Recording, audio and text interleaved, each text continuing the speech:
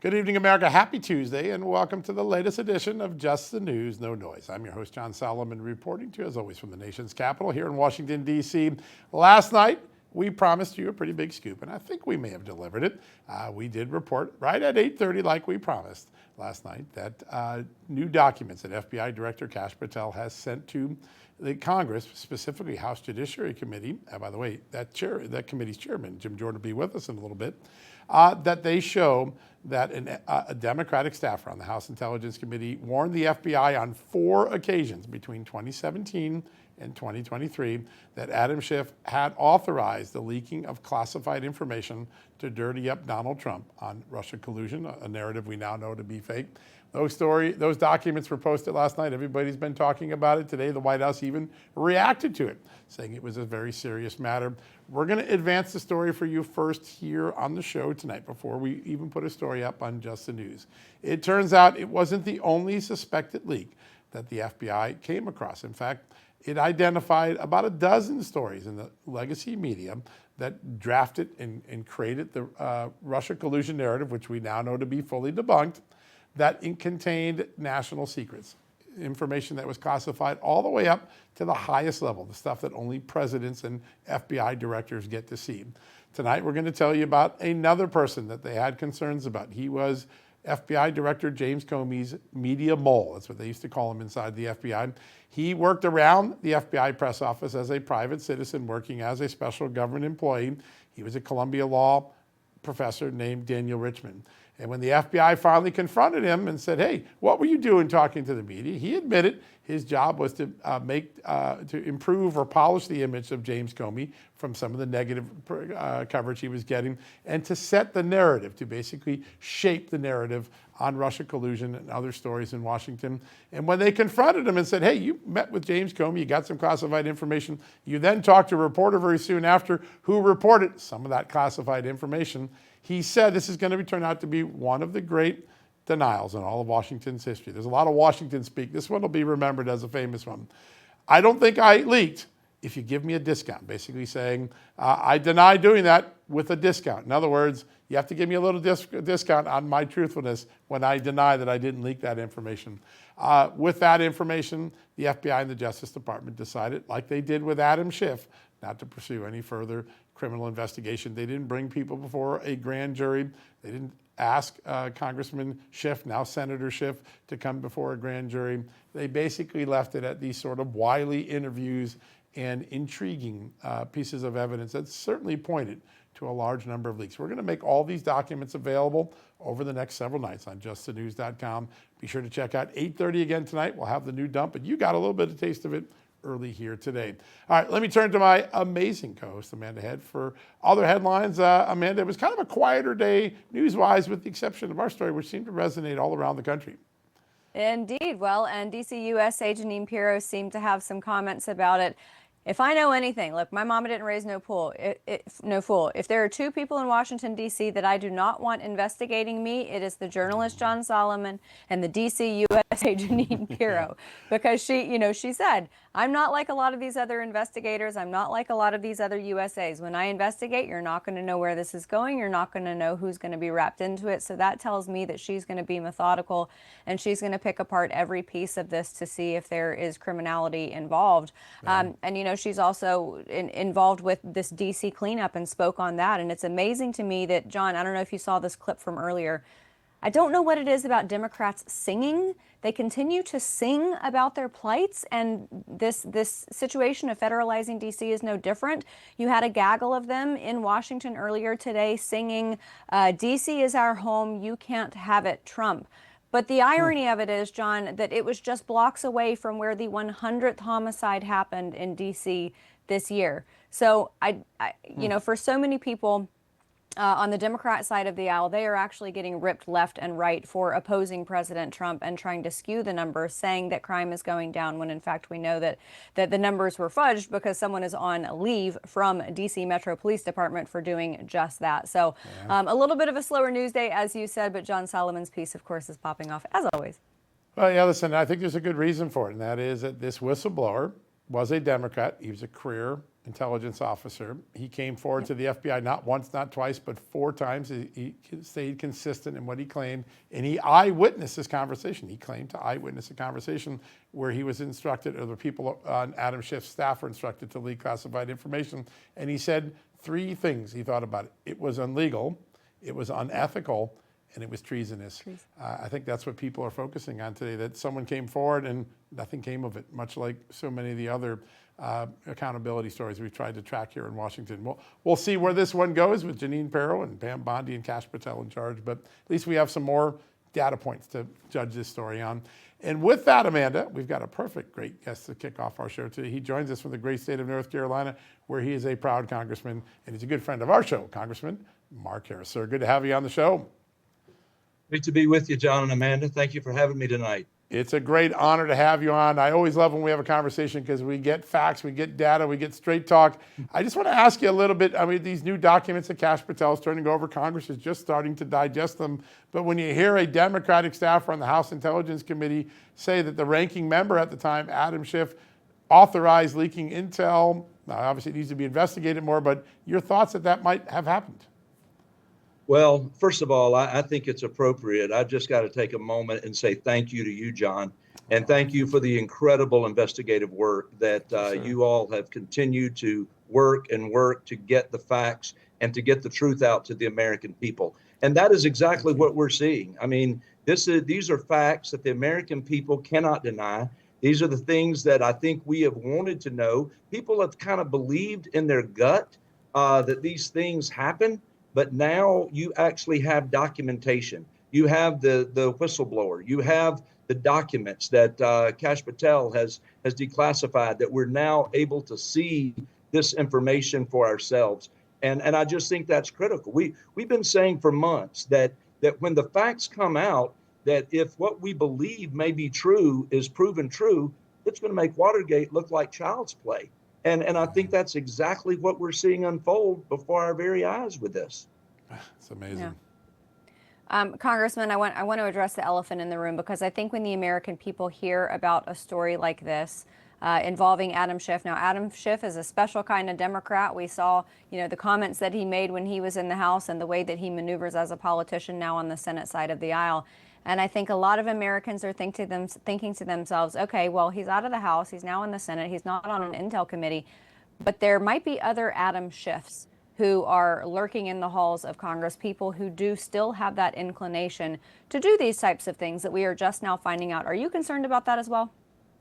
I am concerned about that. And I think the statements that the whistleblower pointed out, that, there was a sense that this is illegal, it's unethical, and then ultimately that it's treasonous. Those are words that I think we all need to recognize. Our campaigns in America have gotten so nasty and just really so sloppy at going after people and attacking in ways that they have done. And this has taken it to a whole new level, because what was started as a part of a campaign tactic to try to smear President Trump turned into something that would really try to dismantle an entire presidency. And to be done so underhandedly, to be done so by leaking classified documents, all of those things that took place. Listen, the American people have been clamoring for there to be accountability. And I think this is an opportunity for the Justice Department. I'm very grateful that they're digging in. They're looking for how the activity played out and where it crossed the line. And I hope that we get to the bottom of it. And I think the American people are anxious as well to see that folks are held accountable for these actions. Yeah, such an important thing. Sir, the House in 2023 voted to censure Adam Schiff for his conduct in various investigations. Do you think there's any appetite today, even though he's in the Senate, to summon him back to the House and ask him, hey, this staffer said you authorized leaking. Did you ever authorize leaking? To actually question him in a place where he would face the penalty of lying to Congress?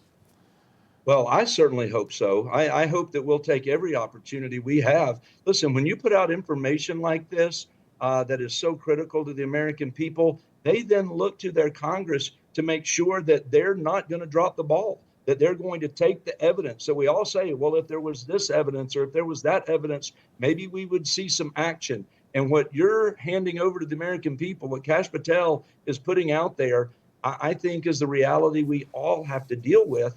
and we need to take the steps that need to be taken. Very important. Congressman, I want to shift gears to something I know affects you because you spend a lot of time up on Capitol Hill and in Washington. I know you're very supportive of President Trump's move to federalize DC in an effort to bring down crime. And President Trump also mentioned the prospect of moving on to other cities. This will be kind of like the trial city, but then maybe Oakland, Los Angeles, Baltimore, New York, Chicago. Where do you anticipate this could be needed the most? Where should President Trump go next?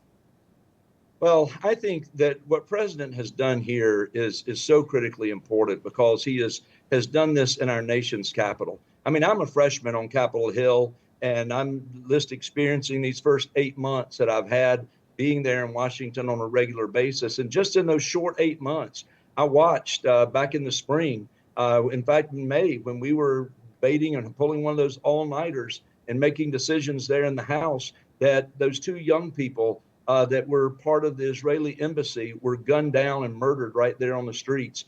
And then when you see the other things that have happened taking place in June, I think it was one of my colleagues had an intern that got hit in crossfire and was killed there in Washington. And then to see just what we saw last week when a young man who was a former DOJ employee actually was trying to protect a woman from carjacking, literally just got beat by a bunch of thugs.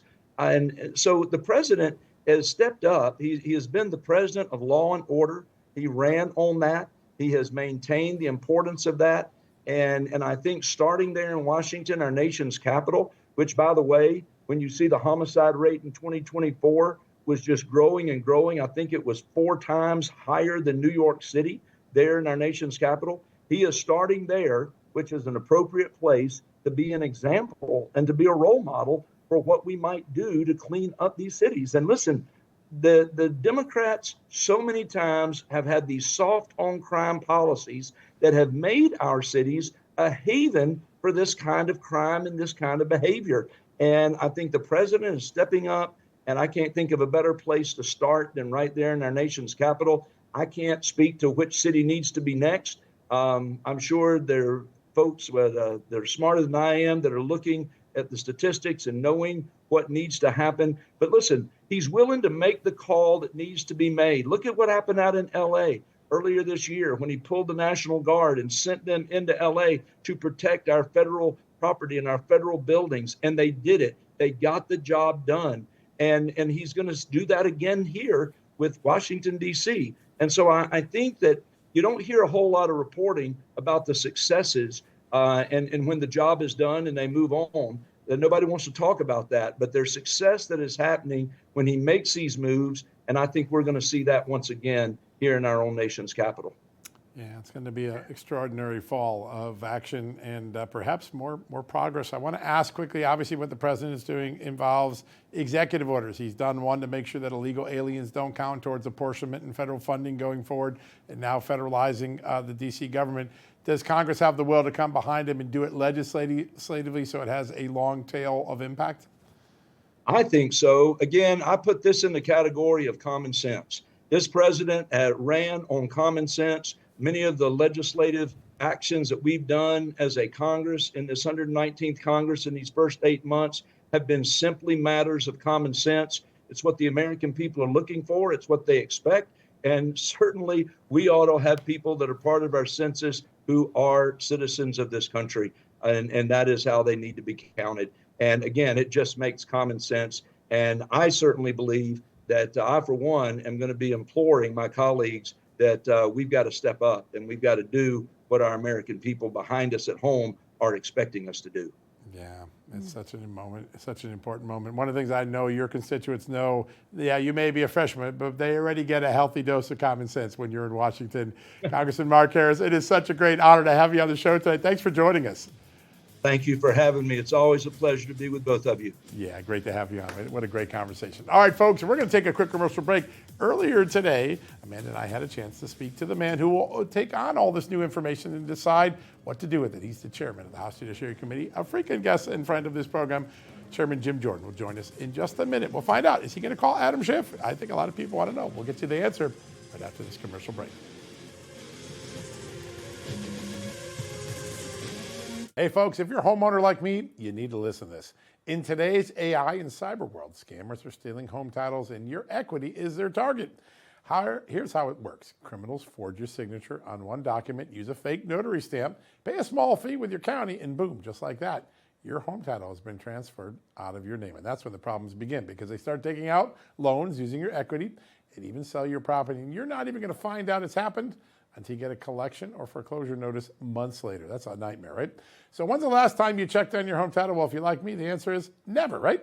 You need to do something about that right now. That's why I've partnered with Home Title Lock, so you can find out today if you're already a victim. Use my promo code JTN at HometitleLock.com, and you'll get a free title history report and a free trial of their $1 million triple lock protection. That's 24/7 monitoring of your title, urgent alerts to any changes that might happen, and if fraud does happen, they'll spend up to $1 million to fix it. That's a good deal. Find out why I trust Home Title Lock. Go to HometitleLock.com and use the promo code JTN. That's HometitleLock.com, promo code JTN.